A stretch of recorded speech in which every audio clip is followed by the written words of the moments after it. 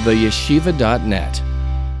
One of America's premier Jewish scholars and one of the most sought-after speakers in the Jewish world today, the Dean of the Yeshiva.net, Rabbi Y.Y. Jacobson. How did I do? Amazing. Now, aside from being a world-renowned speaker, there's another element here. Rabbi Jacobson was actually my rabbi in yeshiva when I was, back in the day. What was I, 18, 19? Yes. And the funniest thing today, memories come up. They send you some companies' pictures.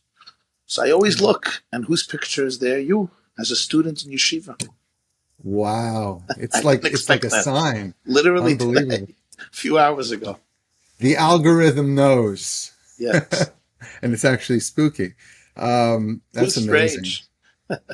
You were How studying are the you Talmud. You were studying the Talmud with another Oh, really? another friend, another classmate. That's great. I'd love to see that picture.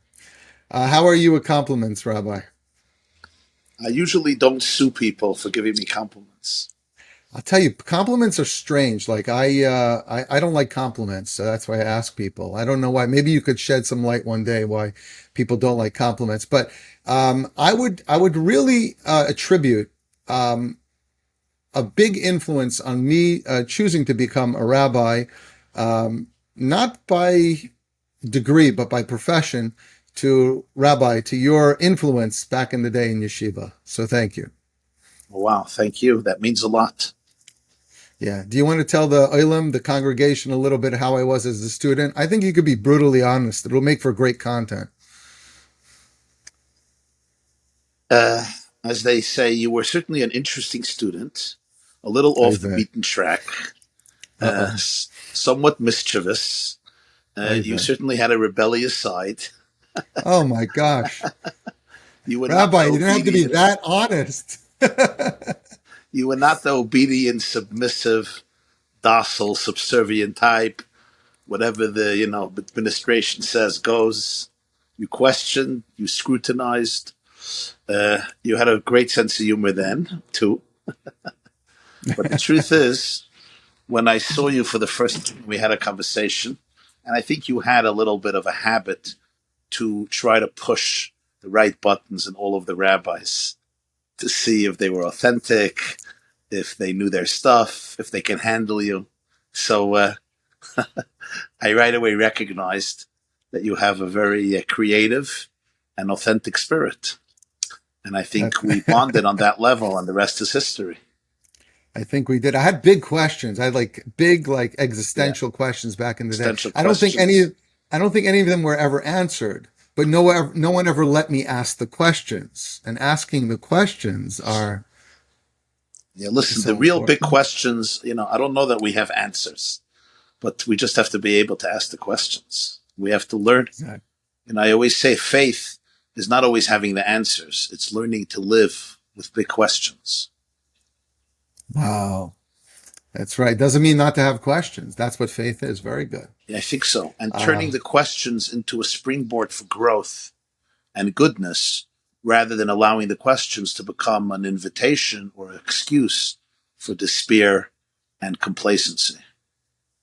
Absolutely. And Judaism is built on questions. It's the whole format and structure. Yeah. And maybe perhaps some other faiths, not to single anything out, it might be like a question is a sign of doubt and weakness. But in Judaism, a question is a springboard. It's an opportunity for, and oftentimes we answer our questions, but we have bigger questions because we have more awareness. Always. And but Judaism is an old joke, but it's very true. It's a cultural truth. We answer every question with a question. And anyone who's even a little bit familiar with the Talmud, which is like the basis of Jewish religion and law and stories and history and analysis, knows that every page is just saturated with question after question after question. And the founder of the Jewish faith is, of course, Abraham. And the rabbis teach in the Midrash that the faith of Abraham began with a question. Usually you would expect religion to begin with an answer. We have all these questions. Why do bad things happen to good people? And what happens after death?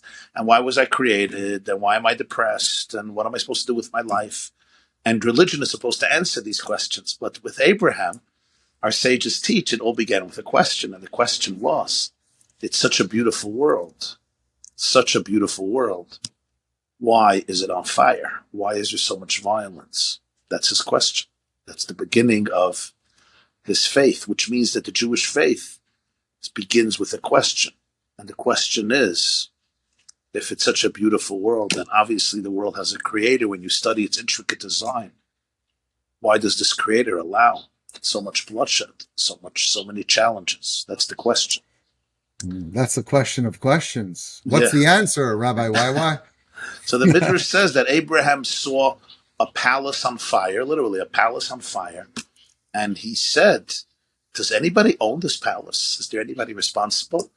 And what happened was the owner of the palace opens the window, sticks his head outside of the window, and he says, hey, I am the master of this palace. And that's how the Jewish faith begins. It's a very strange story, but there's a profound metaphor here.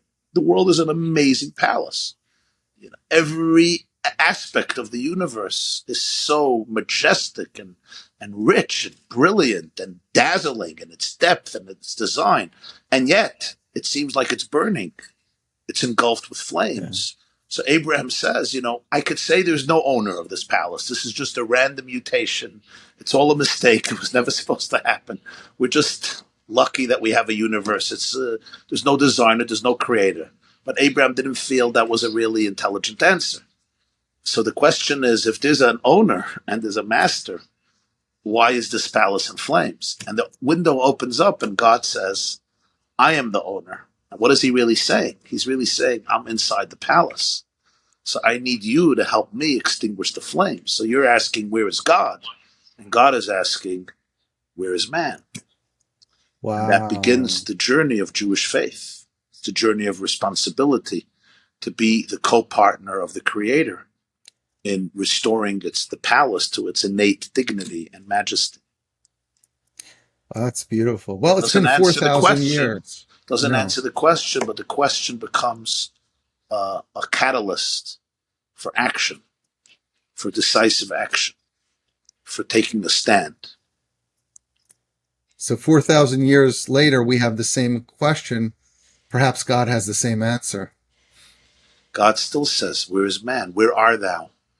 The first question God asks to the human being, Adam and Eve, after they eat from the tree in Genesis is, where art thou? Where are you? Ayeka, where are you?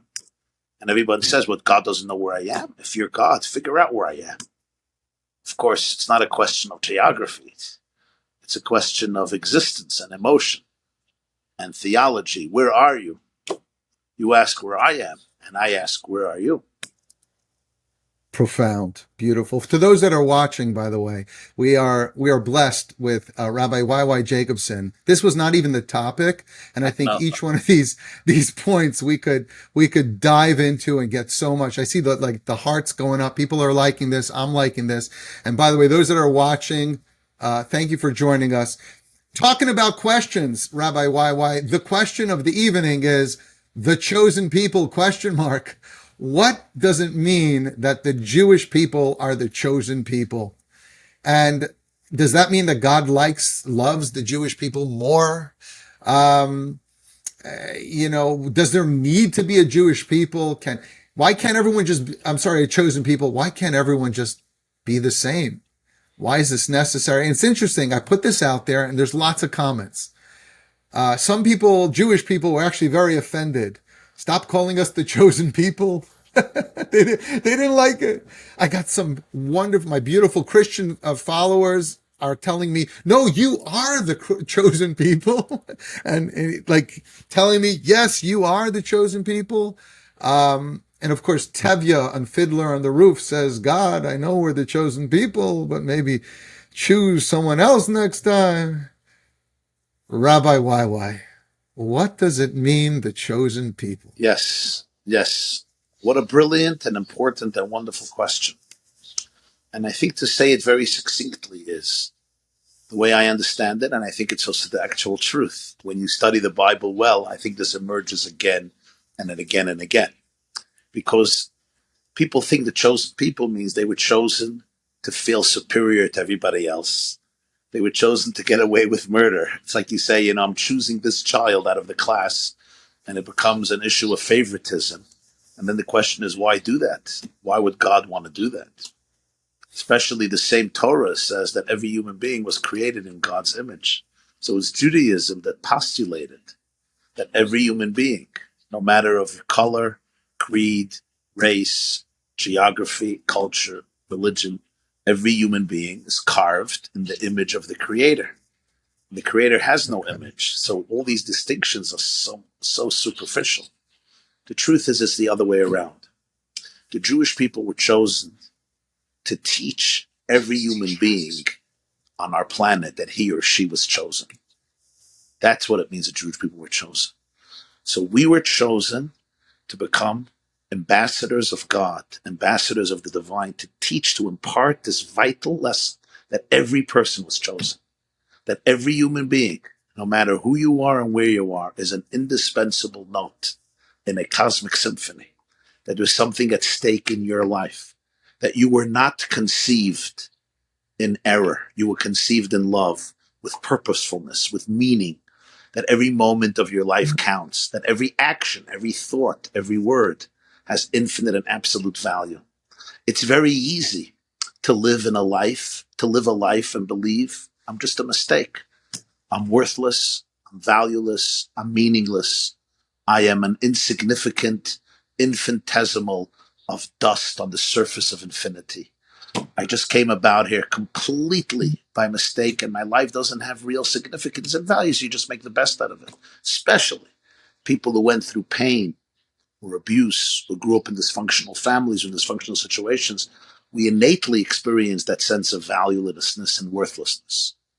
And this is where the creator of the world really gave a mission to the Jewish people and said, your job is to teach every person that he or she matters in the most absolute and non-negotiable way, and that the value of every individual as a chosen by God is absolute and infinite and eternal, and that the day that you were born is the day that God said you matter, and that the world is an incomplete place without you.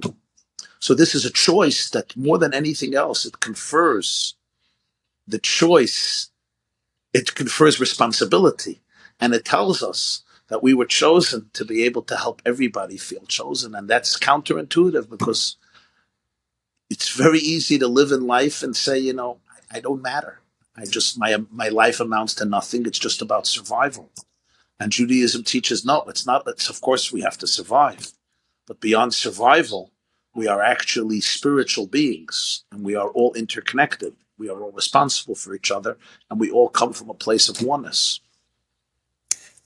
I think that if people lived with the sense of I matter, I have value, I think we'd live in a different kind of world.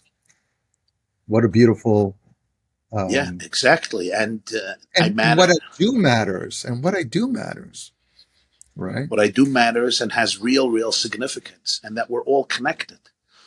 Judaism, especially the Kabbalah, Jewish mysticism, teaches something very profound. And that is, we often talk about, me versus you. So I have my body, and my body ends right here, and then begins the space outside of me. But Judaism says, it's a useful construct to know the difference in the space. We have to respect each other. But on a deeper level, is it true that my existence ends right here? Really? Can I live without the oxygen that I am inhaling at every moment? Can I live without the sunlight, without the atmosphere, without the people, without the vegetation, without the animals, without the produce? Where does my existence really begin and really end? And the answer is it does not. We are all part of oneness. Yes, I have my body, you have your body, and there are distinctions, and they're very useful constructs, obviously. I can't eat for you, you can't eat for me. It would be nice if other people could eat for me and sleep for me. But on a deeper existential level, where exactly do I end and where exactly do you begin? And the answer is that really we are all part of an infinite oneness. And that's the meaning of the motto of Judaism, God is one. It doesn't only mean there's one God up in heaven and not like 1,000 gods competing with each other, but it's something much deeper.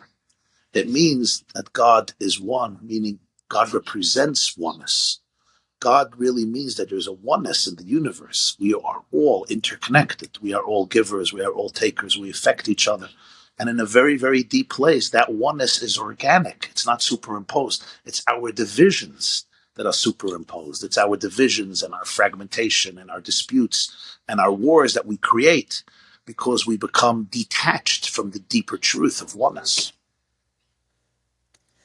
Thank you, Rabbi YY. Those that are, I'm looking at the comments here, people are watching. I hope you guys take a moment to follow Rabbi YY Jacobson.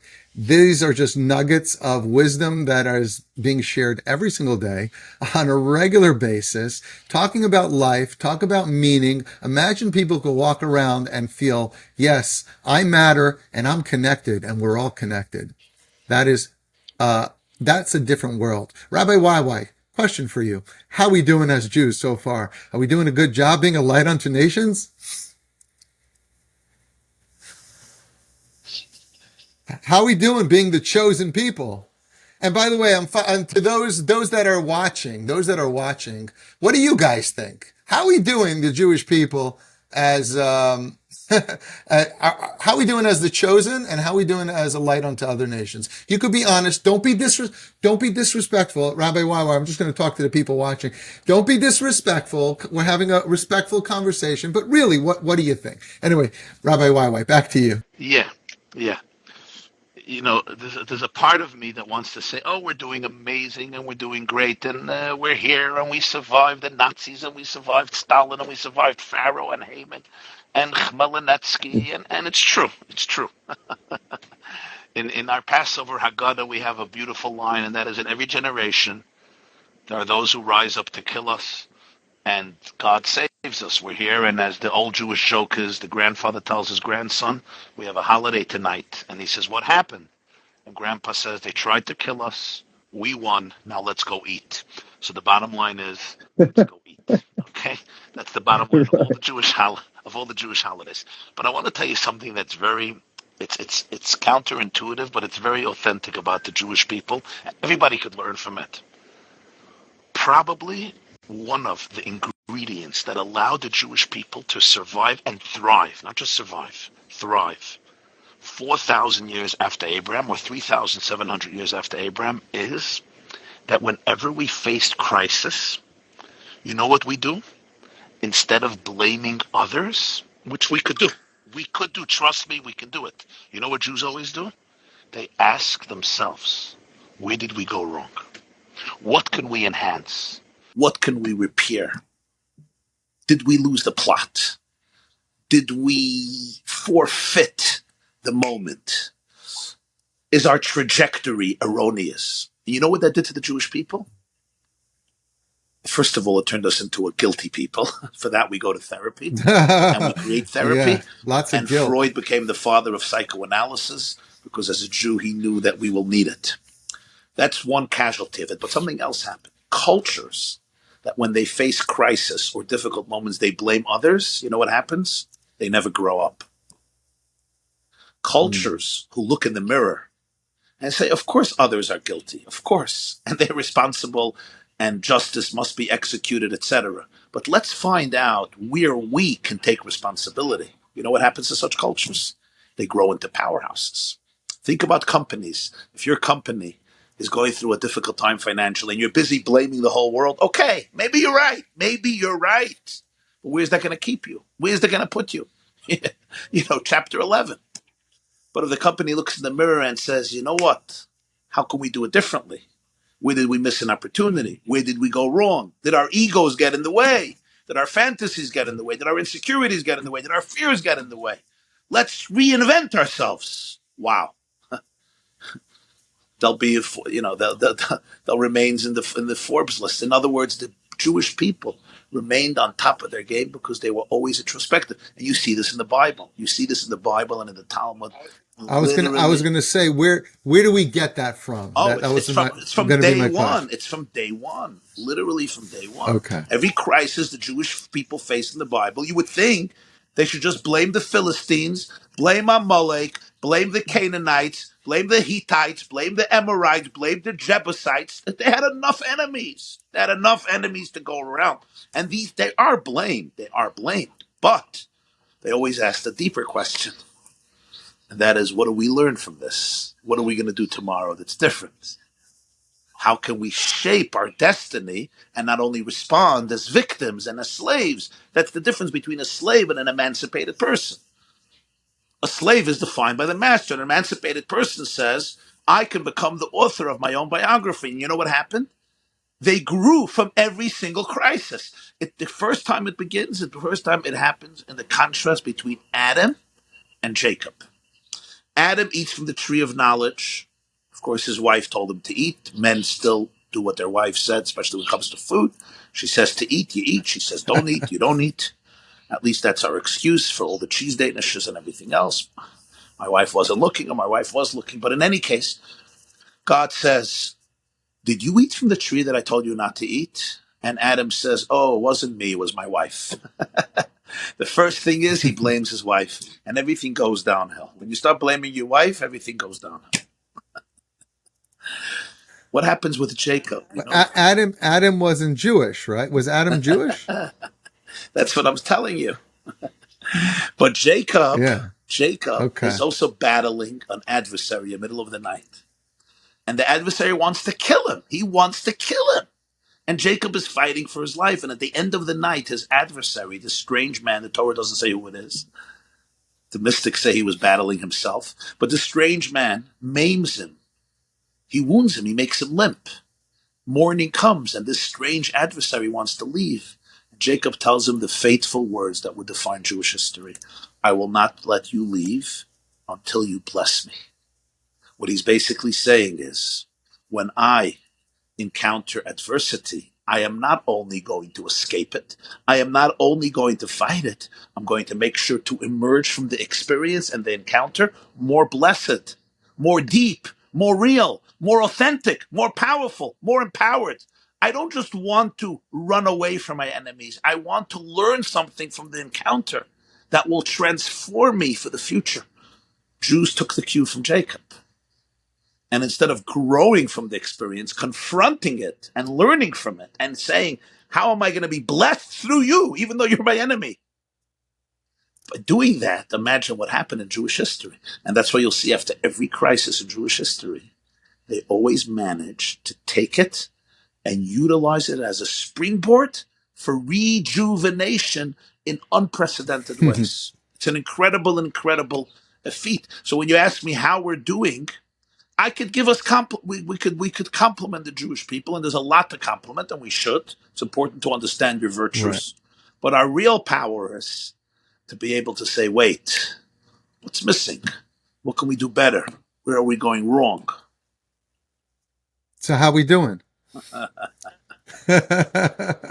No, I mean, so I guess the question is, are we just meant to exist as a Jewish people and other people are supposed to watch us and be inspired? Like what you just spoke about is very inspiring. We can read the Torah, the Bible, or Jewish history, and anyone could read it and say, wow, they're pretty cool.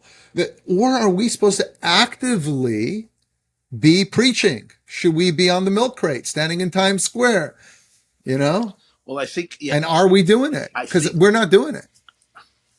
So I think that is really what shows. I'm sorry, I'm just going to continue on this. Are we supposed to live in our beautiful communities in Meir Sha'arim and Borough Park without, and be very religious and pious and good and kind and charitable?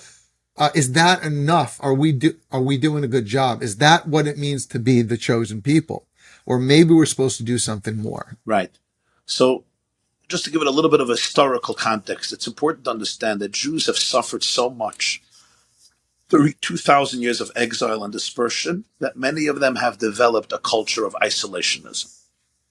Meaning, let's keep to our own communities, let's nurture our families and our children, and let's just take care of our own. And we can understand that because they have been oppressed just 2 mortgages ago. If you were a Jew, you were hunted down with absolute hate and sent to the gas chambers. So as the Jews emerged from the darkest period of their history, many of them developed, and we can understand that the attitude, let's just retreat into our own cocoons and take care of our own. And I understand it. But I think that that's missing something.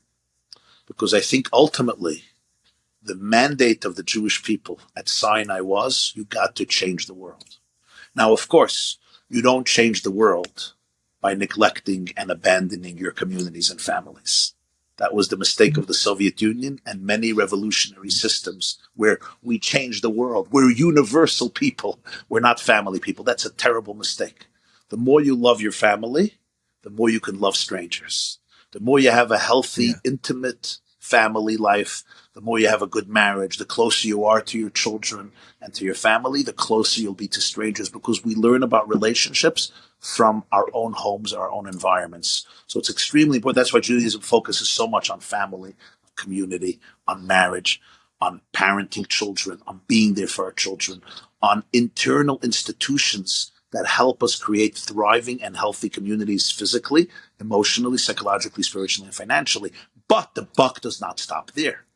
We say every day 3 times in our prayer that our mission and our goal is l'takein olam, to repair the whole world, to revolutionize the face of the planet, to create an abode for God in every corner of the universe. On the new year of the Jewish people called Rosh Hashanah, there's an amazing prayer that we keep on repeating, and that is we ask God to help us reveal the harmony of the universe in every corner of the universe, to the point that V'yeda, every single creature, should become cognizant of his or her indispensable purpose in the cosmic scheme, in the divine symphony. So I think each and every one of us has influence. Every one of us, whether one person through the mouth or through the pen or through the business or through our connections or through every person in their own way has influence, large or small. And I think to be a Jew is to recognize that today we ought to become part of the moral conversation of humanity, ambassadors of love, light, hope, values, healing, morality, and redemptive consciousness. You know, Rabbi YY, as you're talking, people are, there's a whole conversation going on and I'm catching part of it. Okay. But basically someone's saying, don't be like I'm quoting, I'm not saying this, don't be like the annoying Christians. I guess the person who wrote this is writing, like, don't proselytize, don't try to convert people into your religion. I just want to qualify by saying many of my followers are Christian, and it's just wonderful to have people who believe in a higher power and to share similar values. So I don't share those sentiments that were written here. But I guess the question is, like, what exactly is this message that are we supposed to convert people to Judaism? Great question. Is that what's going on? Great question. This is so fundamental and important. Judaism actually discourages conversion to Judaism or proselytizing others. There are other religions that claim there's no salvation outside of these religions. If you don't convert, if you don't embrace the ethos and the theology of these religions, you're doomed. Judaism actually, I believe, is the only, maybe one of the only, is the one that I know that actually says otherwise. It maintains that if you were created as a Gentile, that's perfect. It's fine. God loves you. It's not a mistake, because every person has a unique purpose. No 2 Jews have the same purpose. No 2 people have the same purpose. God created you to be who you are. That may be a Jew, that may be a Gentile, and therefore there's no necessity to convert. Maimonides has a beautiful verdict, and I quote verbatim in an English translation from the Hebrew.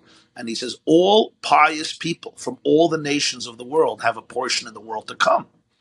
You know, paradise, the world to come, is not reserved for members of the Jewish faith. I love Jews, but this is a mistake. It's reserved for every good person, for every decent human being. There are people who choose to convert. And of course, that's their choice. And in fact, Jewish law dictates that you try to discourage them. You're like, why?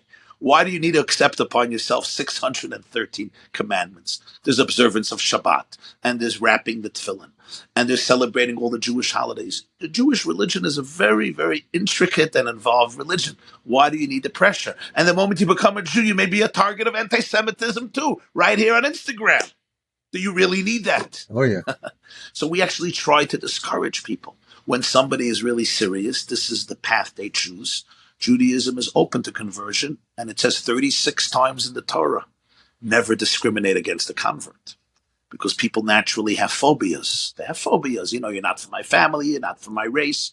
Sometimes people say Judaism is racist. It's ridiculous because the idea of conversion means anybody from any race can become a Jew, literally like this. In fact, there are Jews right now from all types of races. We don't have one race. So the idea that Yeah. Judaism is based on race is absolutely ludicrous and has no basis in fact or theology. So the idea is that there is a process of conversion. It's a very intricate one, but there's absolutely no necessity for it because Judaism believes that every person has their unique mission and dignity, and it's non-negotiable, and nobody could or needs to copy anybody else. Somebody once said, we were all born originals. We should not die as copies. Beautiful. We're all so busy. The world's so busy trying to copy. Just be ourselves. So what exactly is this, life that the Torah wants or suggests for a non-Jew? Should they be Christian? Should they be Muslim? Should they be Buddhist? Like, what exactly is this life? Right. So there's something that's very fascinating. A statement by Maimonides. Yeah. Maimonides is considered the greatest Jewish codifier, legalist, rabbi, and philosopher. He was born in 1135 and he died in 1205. He was born in Spain and he died in Egypt. So Maimonides is one of the most important figures, I would say, in Jewish law and history. So, and we quote him a lot. So Maimonides writes that Moses imparted to the Jewish people at Sinai a mandate from God, and that is that they have a responsibility to influence every citizen of the world to accept and observe and live by what's called the 7 Noahide laws, that according to Jewish tradition, these are 7 commandments that were given to Noah and his children after the flood and formed the nucleus of civilization. And those 7 Noahide laws belong to every single person because they are what create a safe, secure, and beautiful society in which we can all live in peace and security and love and harmony for ourselves and our loved ones. And I think if all of us would observe those 7 Noahide laws, the world would be a completely different place. No matter if you call yourself a Buddhist or a Christian or a Muslim, there's obviously different religions and different faiths and different philosophies, different cultures, etc. But these 7 Noahide laws are universal, and the Jews are responsible to teach them and serve as role models, because the best way of teaching is not. So if someone follows these 7 laws, they're good by God. They're not just good. They're great. It's the greatest thing. And there's within these laws, though, every person has a unique mission. But these 7 Noahide laws are universal because they create a structure in which we can all grow and we can all thrive and we can all trust each other and we can all live in a beautiful world. So let's jump right into them. What are these laws, Rabbi? I have them here printed out. Yeah, sure. The 7 Noahide laws. I'll read. I'll say them briefly, and then go in a little more in detail. So the number 1 is the acceptance or the belief that there is a creator, a divine creator, which really means the conviction that we are all connected, we're all responsible for each other, and that there is a moral code in the universe. There's good and there's evil, there's truth and there's false, and that none of us is a mistake. We have a loving creator who created us for a purpose. That's number 1. The second law is a negative one. We should not worship alien gods, paganism, idolatry, which really means something very deep. And that is, we should never sell because why would you need 2? Like, Excellent. Isn't the first enough? Right. Like, you believe in God, right. So you're good. Excellent. And the answer is because the second one really says, we all worship different things. We worship people, we worship our job, we worship social media, we worship newspapers. We worship things, and it's important never to attribute ultimate significance onto anybody or anything, to always retain our integrity and not to surrender our souls and sell our souls to anybody or anything, because those are disappointing. I may become dependent. My God may be the God of addiction. My God may be the God of my phone may be my my technology may be my God. We all have our gods, things that we become addicted to, we rely on. This becomes our way of escaping life and our way of entertainment. So it's extremely important to use whatever we have. They're all blessings, but never to turn them into deities, never to turn them into gods. It's amazing because a lot of people, they visualize like the concept of idol worship. They visualize a stone or human sacrifice or dancing around the fire, Far from it. but None of us are tempted it's to bow really down to trees so or relevant. stones. Yeah. We're like, if there's ever been a time in history that we have become reliant on other forces. Talk about social media. Listen, I'm social media. That's what I do, right? I'm Rabbi Raps of TikTok and Instagram, fine. But it's a great tool, but it's dangerous. It could destroy our relationships, our life, or waste our Right. time. This is so relevant. So really not Who's your worshiping God? gods means to always remember the distinction between the means and the end, and to realize those things that help us become more productive and things that end up taking us away from our true core and our true values and our true priorities. And it's a very, very critical distinction we all make constantly. I can worship my work. I can worship my habits. I can worship my fears. I can worship my traumas. I can worship my insecurities. How many of us become enslaved to our traumas and our fears? They become my God. They Wow. dictate my behavior. They rule me. My traumas rule me. My anxiety, my depression, my hatred, my jealousy, my competitiveness, my anxiety, my mental illness. And these are normal things. I understand that they're God. They're powerful. They're powerful. My anxiety is powerful. My fear is powerful. Money is powerful. My phone is powerful. Porn is powerful. I get it. So the seven But to Noahide believe there's laws. something greater. Hmm? Yeah, to believe there's something greater than There's all something greater that. inside of me. I am Yeah. not my trauma. I am not my fear. I am divine. I'm connected to infinity. I have trauma. I have fear, but I got to deal with it. I want to confront it.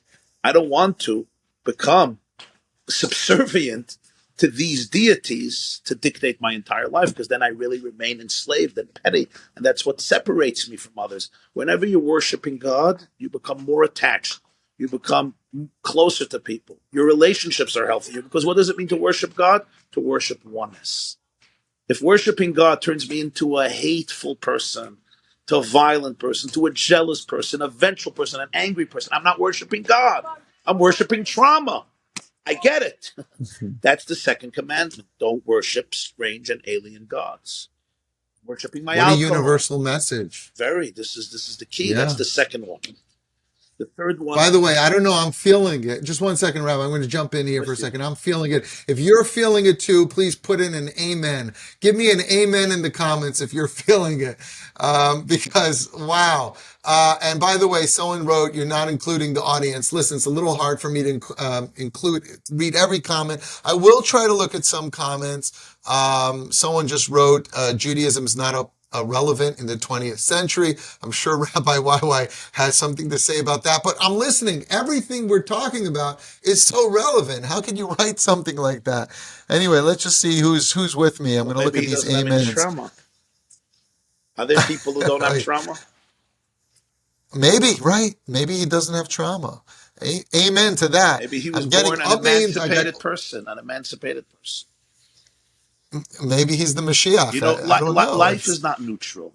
Either we become larger than human or we become less than human. That's what I've learned. So, that's why it's important to Oh, have the chosen people. We either become larger than human or less than human. I don't think we have, life is a cliff. Either I'm going up or I'm going down.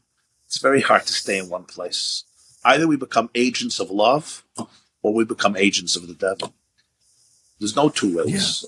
I can't just say, I'm a little cute cat. I'm not a little cute cat. Cats have not invented the gas chambers.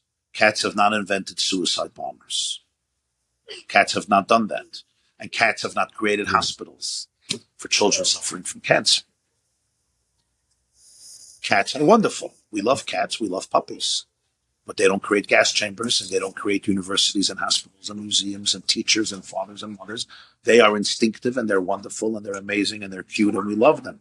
They're also God's creatures. So it's important to understand what a human being is. A lot at stake in human life. Either we educate our children to become great human beings, and if not, they don't just become cute cats, become dangerous people. Look at all the shootings in public schools. There's a reason for it. What is the I mean, yeah, what's going on?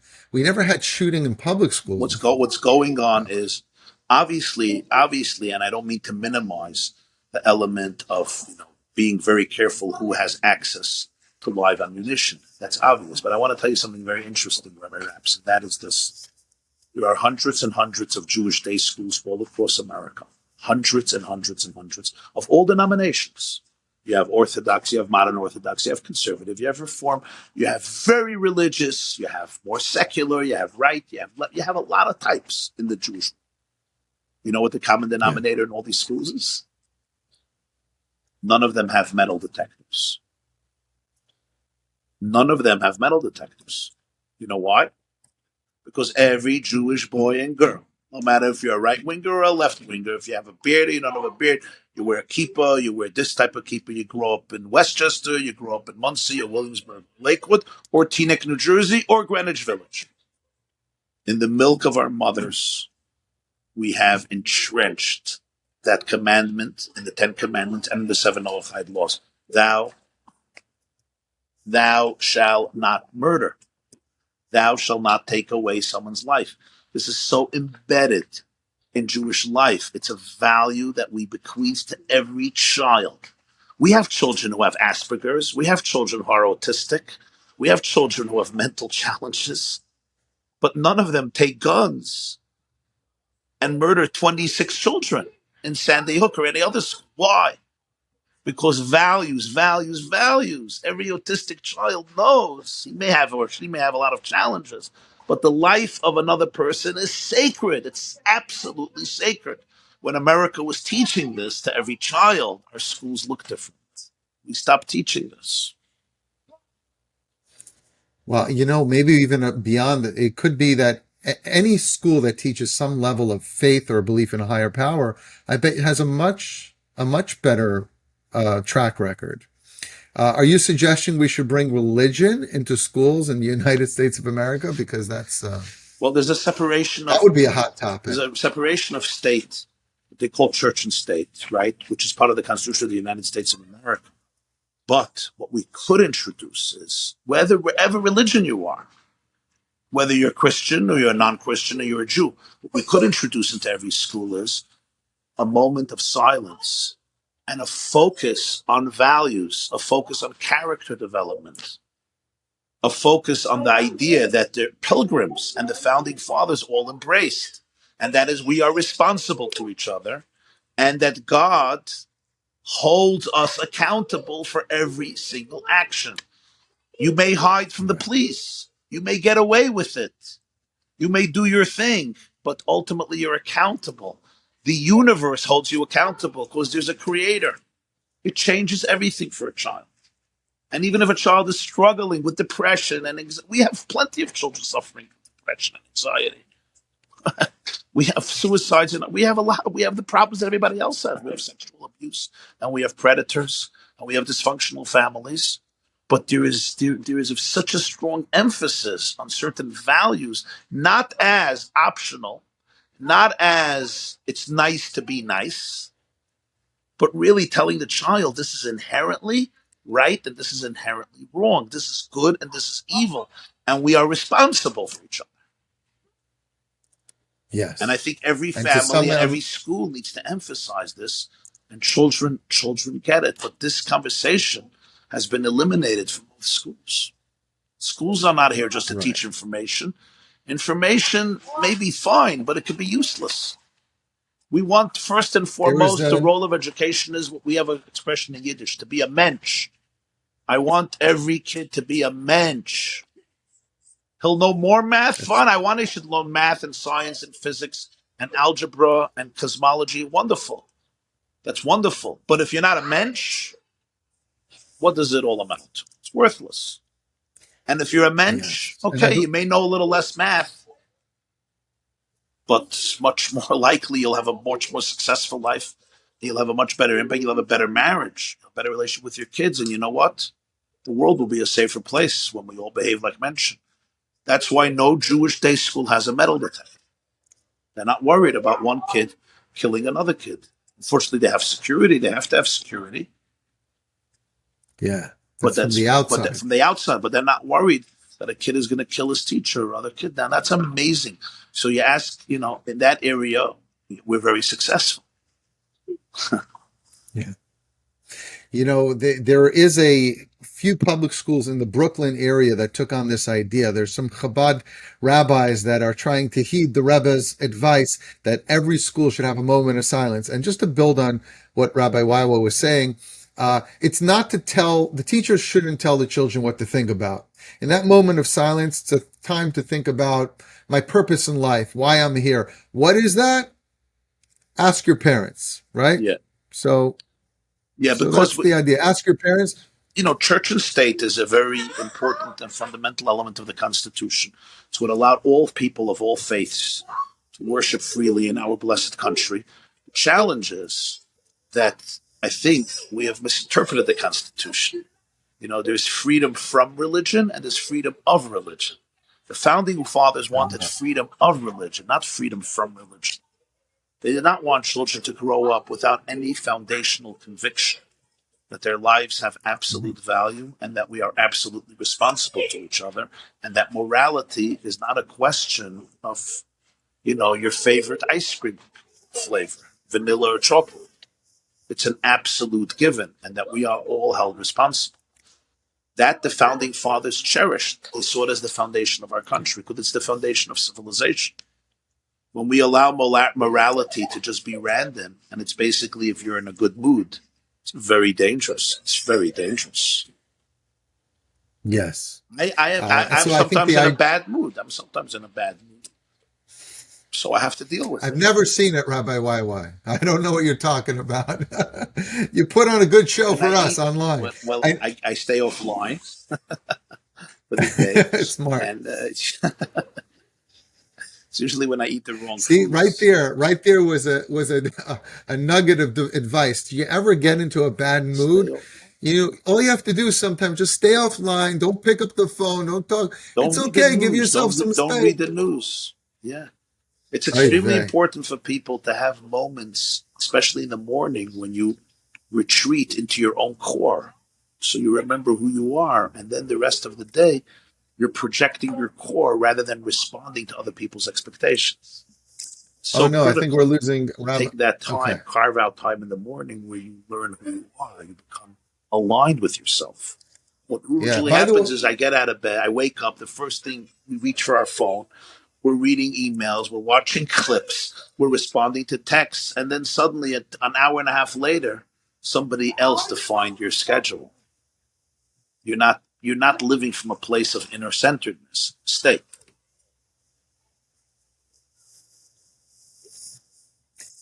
Talking about that was just a commercial. The message or the mission for. Yeah, no, the message of of morality for Jews and non-Jews. I once heard, and I'm looking still for the source, but the Lubavitcher Rebbe said that the concept of moda'ani, when you wake up in the morning, and again, I got to find the source for this, is not just a Jewish prayer, but a universal prayer. Imagine every person, most people reach for their phone. And that means we just get entrenched in all the, what do I have to do? Right. What's happening in the news?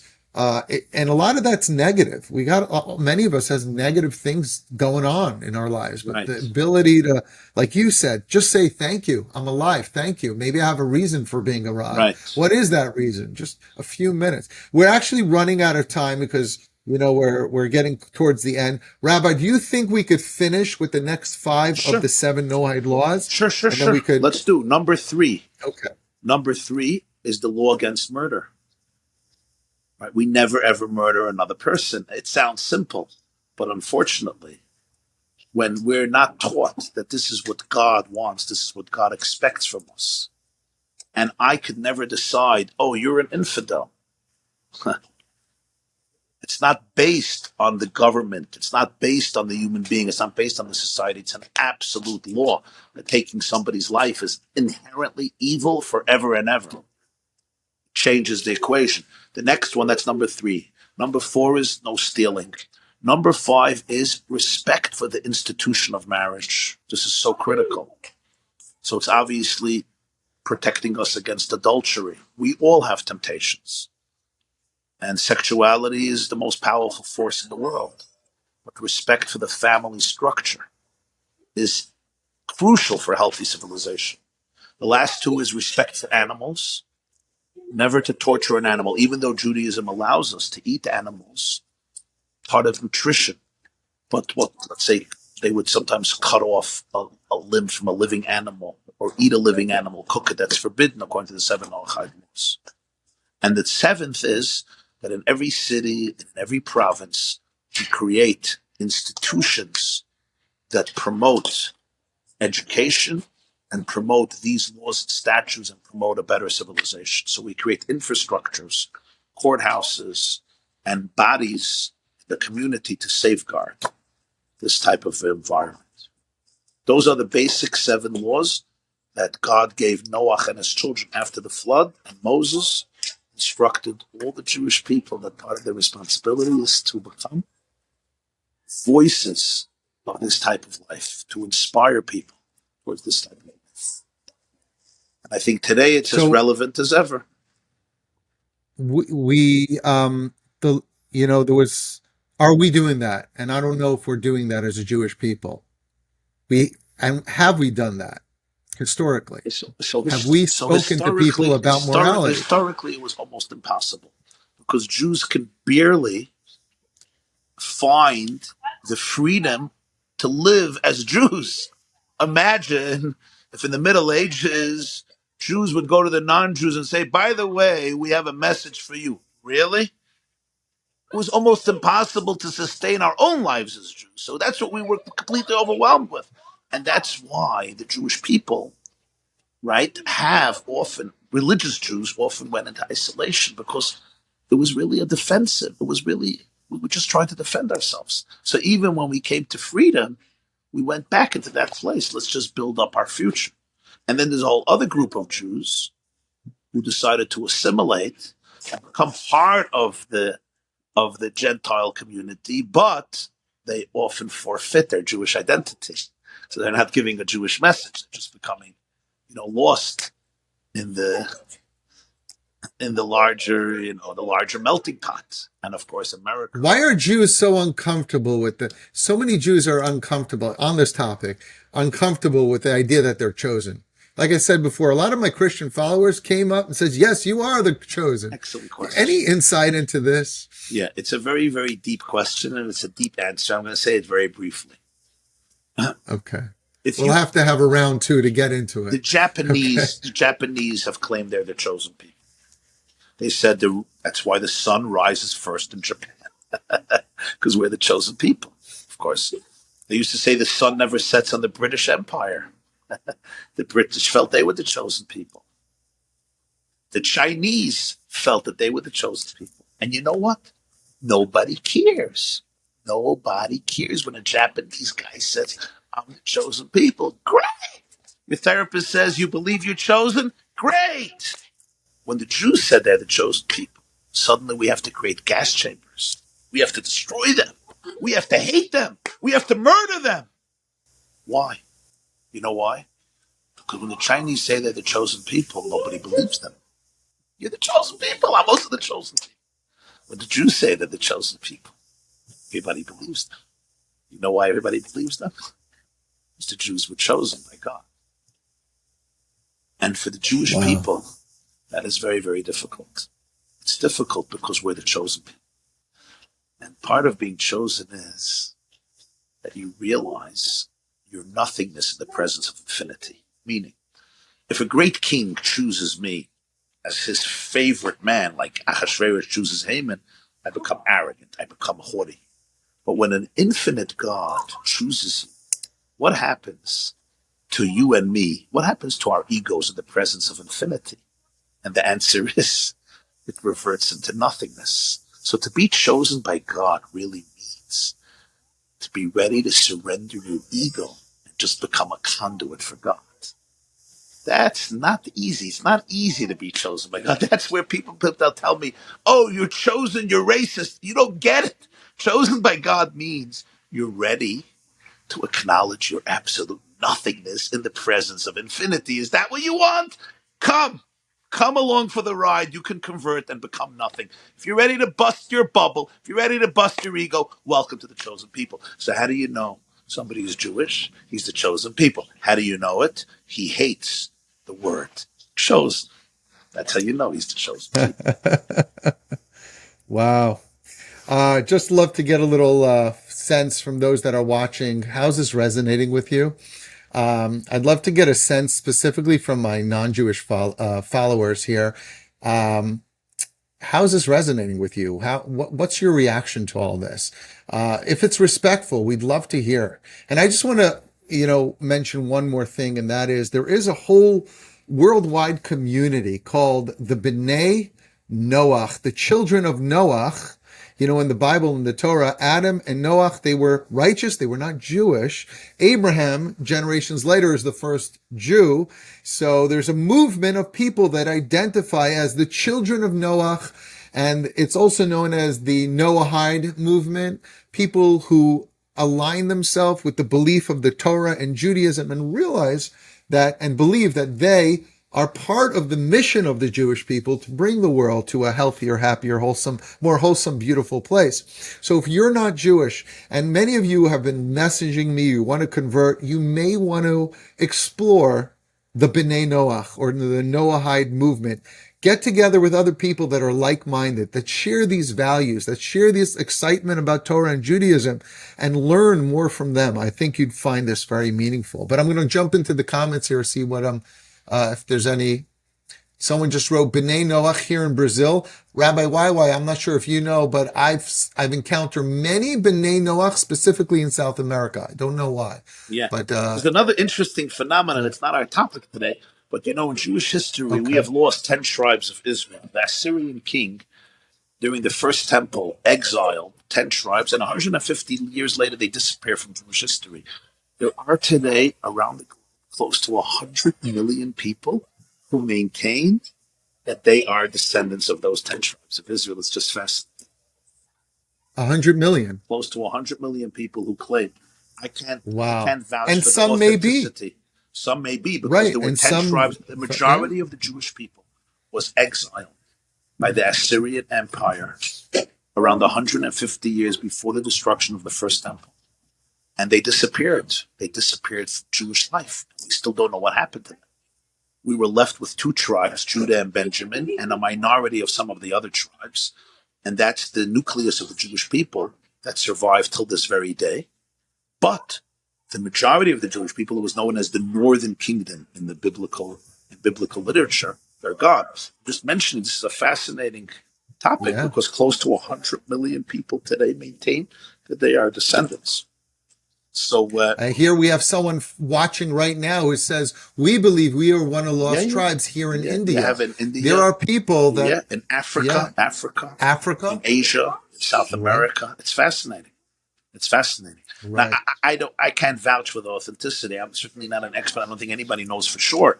But it's a fascinating phenomenon because the Talmud speaks about if in Messianic times these 10 tribes are going to come back to the Jewish people, and most opinions say so that means that if the Jewish people were chosen to change the world, we're going to have a lot of extra manpower because now we're only 14 and million. The B'nai Noach. 14 million.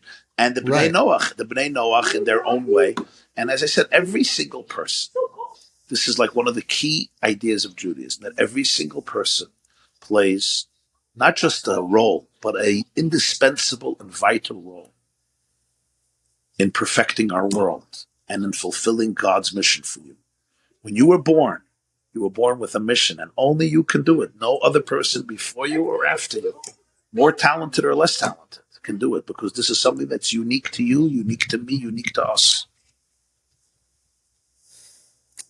There's a light Beautiful, Rabbi. that everybody carries. that is unique to their own particular individual presence. And that's why every person you meet has something to teach you. And if not, it's not because they have nothing to teach you. It's because you or I am Everyone place has a that is light. more petty and small, so I can't see it. Every person has something interesting. If not, if I don't see it, it's the issue. My glasses are dirty. I have to clean my glasses.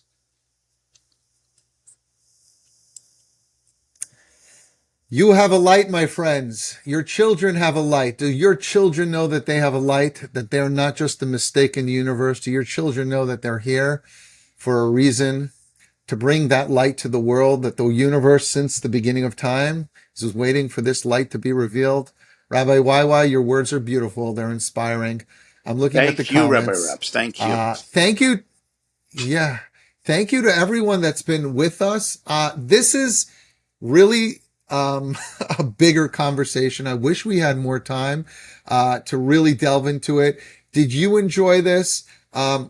Please follow Rabbi YY Jacobson.